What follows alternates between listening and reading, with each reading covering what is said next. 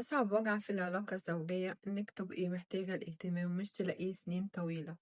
النهاردة هتكلم عن موضوع كتير مننا ممكن ما ياخدوش بجدية كافية، هو عدم الاهتمام في العلاقة الزوجية. الاهتمام مش بس كلام ولا كلمة حلوة وقت زعل وخلاص.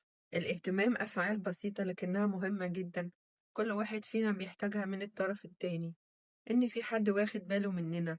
اهتمام احتياج مستمر مش حاجة بنبطلها مرة وخلاص.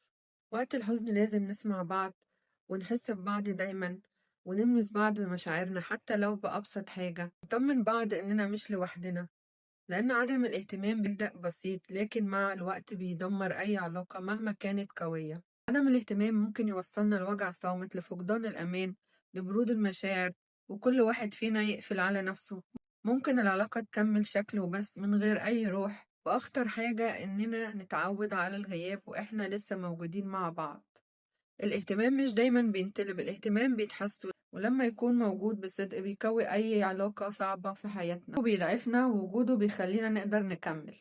الاهتمام إحساس، ولما نحسه كل تعبنا بيهون. الاهتمام مش بيكون بين الزوجين بس، ولا بين الأهل ولا الأخوات ولا الصحاب، والاهتمام بيكون في أي حاجة حلوة في حياتنا. اهتمام وصلني لعلاقة الناس فاكراها إنها مستحيلة. علاقتي بدرتي وباهتمامي بيها قدرت أوصل لقلبها هي وولادها، وده الفيديو الجاي هحكي لكم أنا وصلت لقلب درتي إزاي. ولو وصلتوا لحد هنا ما تنسوش اللايك والاشتراك وتفعيل الجرس عشان نكمل مع بعض، عشان نقدر نعيش حياة أفضل.